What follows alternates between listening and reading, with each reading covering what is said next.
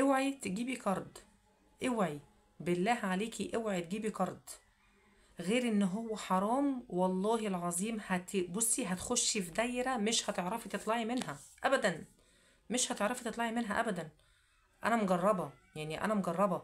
انا جبت كارد عشان كنت مضطرة، ويعني لسبب يعني الدين، فانا عشان كنت بسدد بيه دين.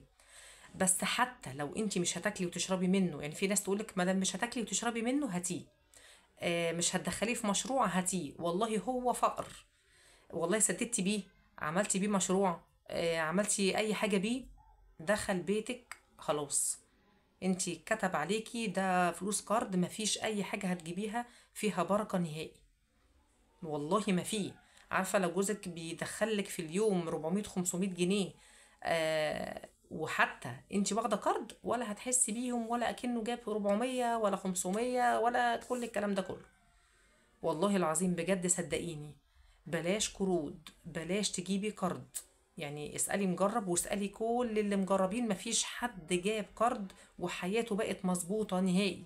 يا تبيع عفش بيته، يا يا يعمل عملية بعديها، يا عياله يخش عليه فلوس بالمرض. لا لا، هو وحش، وحش. فبالله عليكي اوعي اوعي تجيبي قروض، نصيحة مني ليكي.